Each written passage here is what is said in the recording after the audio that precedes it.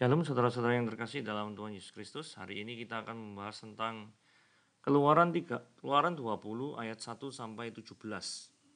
Nah, hari ini kita langsung melihat daripada ayatnya langsung ya. Mari kita lakukan eksposisi di sini. Ayat pertama, lalu Allah mengucapkan segala firman ini. Akulah Tuhan Allahmu yang membawa engkau keluar dari tanah Mesir, dari tempat perbudakan. Hal yang penting di ayat keduanya adalah ada Tuhan huruf besar, berarti ini bahasa aslinya YHWH atau tetragrammaton, yaitu yang biasa disebut orang Yahweh. Allahmu berarti Elohimu, berarti kalau dibaca akulah Yahweh Elohimu yang membawa engkau keluar dari tanah Mesir, dari tempat perbudakan. Jadi pribadi ilahi yang mengeluarkan bangsa Israel keluar dari Mesir itu punya nama yang namanya YHWH. Gitu ya.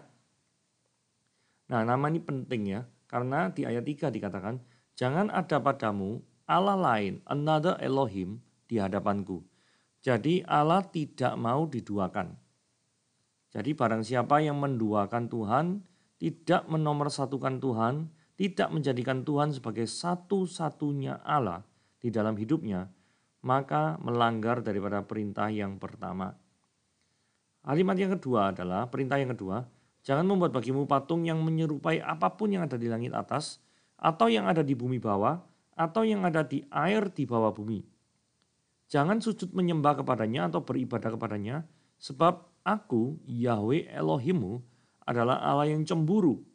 Berarti kaitannya benar ya tadi ya, karena ini kaitannya sama dengan Allah yang tidak mau dinomorduakan. Dia ingin menjadi satu-satunya. Yang membalaskan kesalahan bapa pada anaknya, pada keturunan yang ketiga, keempat, pada dari orang-orang yang membenci aku. Tetapi aku menunjukkan kasih setia pada beribu-ribu orang, yakni mereka yang mengasihi aku dan yang berpegang pada perintah-perintahku. Saudara, ayat yang keempat ini membuat ada pertanyaan ya. Kenapa? Perintahnya kan jangan membuat bagimu patung. Tetapi kalau kita lihat di dalam bilangan, kita lihat dalam bilangan 21 ayat yang ke-8 dikatakan, maka berfirmanlah Tuhan YHWH kepada Musa, buatlah ular tedung, maksudnya patung ular tedung ya, dan taruhlah itu pada sebuah tiang, maka setiap orang yang terpagut jika dia melihat akan tetap hidup. Pertanyaannya gini ya, ular tedung ini kan patung. Tadi dikatakan tidak boleh membuat patung yang menyerupai apapun dan menyembahnya. Nah, kemudian kalau kita teliti lagi kasus ini tambah lebih runyam ya. Di 2 Raja-Raja kita bahas. Ini nama di 2 Raja-Raja pasal yang ke-18 ayat yang ke-4 dikatakan, ini cerita tentang Hizkia ya. Dialah yang menjauhkan bukit-bukit pengorbanan dan meremukkan tugu-tugu berhala dan yang menebang tiang-tiang berhala dan yang menghancurkan ular tembaga yang dibuat Musa. Perhatikan, Hizkia menghancurkan ular tembaga yang dibuat Musa. Sebab sampai pada masa itu orang Israel masih bakar korban bagi ular itu yang namanya disebut Nehustan. Sekarang kalau ditanya, siapa yang suruh membuat patung ular? Tuhan Allah sendiri. Menurut bilangan 21 ayat yang ke-8. Masalahnya ini jadi salah gunakan. Sebelum ini yang ayat kita baca tadi yaitu adalah Keluaran 20 itu dikatakan bahwa jangan membuat bagimu patung. Loh, ini kan pimplan ya. Kok bisa pimplan ini gimana caranya? Nah, saudara perhatikan berikutnya. Kalau kita tidak mengerti tentang perjanjian, pengenapan perjanjian baru, maka kita bingung. Saudaranya kita ke perjanjian baru, kita lihat ke Yohanes 3. Yohanes 3 pasal yang ke-14. Dan sama seperti Musa meninggikan ular di padang gurun, ini merujuk pada bilangan 21 ayat 8. Demikian juga anak manusia harus ditinggikan. Jadi ular di padang gurun itu disamakan dengan anak manusia yang ditinggikan dalam pengertian Yesus yang disalibkan. Jadi perintah meninggikan ular di padang gurun itu adalah tipologi salib Kristus. Itu adalah sekali lagi tipologi salib Kristus. Dan Tuhan tidak pernah mengatakan bahwa tujuan daripada ular tedung patung itu didirikan. Itu tujuannya untuk disembah, tidak ada perintah itu. Ya. Kalau kita lihat lagi bilangan 21 tadi, ayat 8, dikatakan bahwa lalu Musa maka jika seorang dipakut ular dan dia memandang ular tembaga itu, tetaplah dia hidup. Hanya untuk kesembuhan saja. Melambangkan bahwa kehidupan daripada seorang itu tergantung pada ular ini. Dalam pengertian tertentu, hidup kita juga tergantung sama juru selamat, yaitu Yesus Kristus. Cuma praktek ini disalah mengertikan sehingga seolah-olah ular tembaga ini dijadikan kayak patung yang penuh kuasa, yang berkhasiat gitu ya. Sehingga Hizkia itu harus menghancurkan supaya tidak terjadi penyembahan terhadap patung ular tembaga ini. Itu yang pertama. Yang kedua, kalau kita lihat yang namanya gematria huruf Ibrani. Gematria itu gini, setiap huruf Ibrani itu memiliki nomor gitu ya. Nah, kata Mesias, Mesaya, dan kata ular di dalam bahasa Ibraninya itu memiliki daripada kesamaan gitu ya. Sehingga kalau kita lihat itu memiliki kesamaan. Jadi tentang ular itu kita tentang memiliki kesamaan ya. Nah, kita bisa lihat contohnya ada di slide berikut ini gitu ya. Oke, tentang penjelasan tentang ular seperti itu. Karena ular itu nama bahasa Ibraninya nakas ya. Jadi Masiah dan nakas. Kalau dihitung secara gematria, kata Mesaya itu kalau dijumlah 358. Nakas itu 358. Nah, permainan daripada gematria orang Yahudi ini semakin menguatkan bahwa memang ular tembaga itu adalah tipologi daripada Yesus Kristus. Karena itu jelas sekali diperkuat dengan Yohanes pasal yang ketiga ayat yang ke-14. Yohanes pasal yang ketiga ayat ke-14. Jelas sekali di sini. Sama seperti Musa meninggikan ular di padang gurun, demikian juga manusia harus ditinggikan. Oke, sekarang kita lanjut ke Keluaran pasal yang ke-20 tadi. Keluaran pasal yang ke-20. Jangan menyebut nama Tuhan Allahmu dengan sembarangan. Sebab Tuhan akan memandang bersalah orang yang menyebut namanya dengan sembarangan. Saudara, ini penting sekali karena seperti orang-orang barat sekarang ya. Selalu kalau kaget ngomong oh Jesus, itu ngawur itu ya. Itu sebut nama Tuhan sembarangan. Nah, sebagai gambaran supaya kita bisa tahu nama Tuhan ini kan saya sebut tadi adalah tetragramaton 4 huruf mati yaitu YHWH.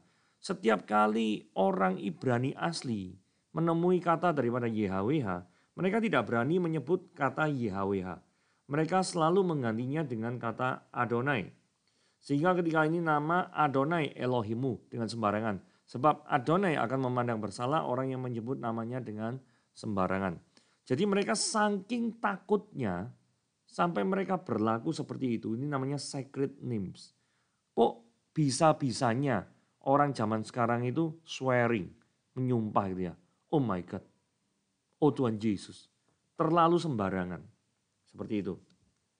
Ayat 8 dikatakan, ingatlah dan kuduskanlah hari Sabat, 6 hari lamanya engkau akan bekerja dan melakukan segala pekerjaanmu, tetapi hari ketujuh hari Sabat Tuhan Allahmu. Maka jangan melakukan suatu pekerjaan, engkau atau anakmu laki-laki, atau anakmu perempuan, atau hambamu laki-laki dan hambamu perempuan, atau hewanmu atau orang asing yang ada di tempat kediamanmu. Sebab 6 hari lamanya Tuhan menjadikan langit dan bumi, laut dan segala isinya, dan ia berhenti pada hari ketujuh. Itulah sebab Tuhan memberkati hari Sabat dan menguduskannya. Pertanyaannya, ini kan hari Sabat panjang lebar ayat 8 sampai 11 gitu ya. Pertanyaannya, apakah benar pada waktu hari Sabat orang itu tidak boleh melakukan apapun dan segala apapun? Apapun juga.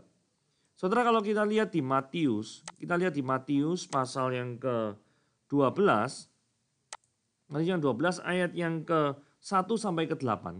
Dan ini ada cerita pada waktu itu hari Sabat, Yesus berjalan di ladang gandum. Karena lapar, murid-muridnya memetik bulir gandum dan memakannya. Perhatikan loh ya, ini hari Sabat. Terus orang-orang Farisi itu orang yang sangat memegang teguh daripada Taurat. Lihatlah murid-murid berbuat sesuatu yang tidak diperbolehkan hari Sabat.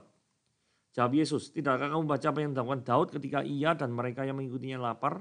Bagaimana ia masuk ke rumah Allah dan bagaimana mereka makan roti sajian yang tidak boleh dimakan baik olehnya maupun mereka yang mengikutinya kecuali oleh imam-imam. Maksudnya Daud pun makan loh pada waktu hari Sabat. Secara aturan harusnya tidak boleh. Tapi ini tetap makan karena apa? Ada kondisi khusus. Lapar Daudnya, kelaparan. Karena dalam masa-masa pelarian. Betul ya? Ayat 5. Atau tidakkah kamu baca dalam kitab Taurat pada hari-hari Sabat imam melanggar hukum Sabat di dalam bait Allah, namun tidak bersalah. Aku berkata kepadamu, di sini ada yang melebihi bait Allah. Jika memang kamu mengerti maksud firman ini, yang ku ngedaki ialah belas kasihan dan bukan persembahan, tentu kamu tidak menghukum orang yang tidak bersalah. Jadi artinya, engkau memutuskan suatu bersalah atau tidak, based on ada tindakan kasih tidak pada waktu itu. Saudara bayangkan kalau misalkan ada seorang dokter, kemudian di depannya itu ada orang yang sakit keras dan butuh pertolongan sebagai pertolongan medis. Anda sebagai dokter dan kebetulan hari itu hari Sabat. Di sekeliling Anda tidak ada bisa yang menolongnya. Hanya Anda yang bisa menolongnya. Apa yang kau lakukan? Apakah tetap bisa menolong atau tidak mau menolong karena alasan tidak boleh mengerjakan apapun? Betul direnungkan hal ini. Oke? Sekarang perjanjian lama kita kembali ke Keluaran 20 ayat yang berikutnya. Hormatilah ayahmu dan ibumu supaya lanjut umurmu di tanah yang diberikan Yahweh Elohimu kepadamu. Jadi memang harus menghormati orang tua. Tetapi di dalam ayat lain itu dikatakan bencilah ayahmu dan ibumu. Wah, ini Yesus yang ngomong ya. Ada kata bencilah ayahmu dan ibumu. Loh, kok tambah disuruh benci ayah dan ibu loh ya? Ini gimana nih? Kata benci di sini itu merujuk pada mengasihi lebih sedikit. Karena penafsirannya itu terlalu keras jadi seolah-olah itu benci gitu ya. Karena memang literally itu benci gitu ya. Nah, kita lihat lagi di perjanjian lama, Keluaran kita lanjutkan ya. Keluaran pasal yang ke-20 tadi. Ayat yang ke ini. Nah, jangan membunuh, jangan berzina, jangan mencuri. Ya. Jadi yang kita bahas ini jangan membunuh, jangan berzina, jangan mencuri. Nah, ini adalah perbuatan yang tidak boleh. Kenapa jangan membunuh? Karena engkau adalah gambar dan rupa Allah. Engkau diciptakan segambar dan serupa Allah. Tidak seharusnya engkau membunuh segambar, orang yang segambar dan serupa dengan Allah. Jangan berzina. Berarti Tuhan itu menghormati daripada kekudusan seksual. Gitu ya. Jadi jangan pernah berzina. Kalau berzina berarti tidak menghormati kekudusan seksual. Jangan mencuri karena orang sudah kerja keras, masa kamu yang menikmati. Ya. Jadi hendaklah orang itu kerja keras menikmati daripada hasil yang berdasarkan hasil kerja kerasnya, bukan hasil kerja keras orang lain. 16, jangan mengucapkan saksi dusta tentang sesamamu. Nah, barang siapa yang penipu-penipu itu harus ditegur, berdosa dan harus diulangi ya. Karena penipu-penipu jangan mengucapkan saksi dusta tentang sesamamu. Karena dengan mengucapkan saksi dusta tentang sesamamu, berarti engkau sudah menjadi penipu-penipu dan tidak ada seorang pun penipu-penipu yang menghadiri kerajaan surga. Ayat 17, jangan mengingini rumah samamu, jangan mengingini istrinya atau hambanya laki-laki atau hambanya perempuan. Atau lembunya atau keledainya atau apapun yang dimiliki samamu. Saudara, ayat ini sangat berarti khusus bagi saya gitu ya. Karena titik balik saya untuk menjadi Kristen itu berdasarkan dari ayat ini. Saudara, nanti kalau ada kesempatan saya akan upload video khusus kenapa kok melalui ayat ini saya bisa menjadi pengikut Kristus. Begitu ya, Tuhan Yesus memberkati.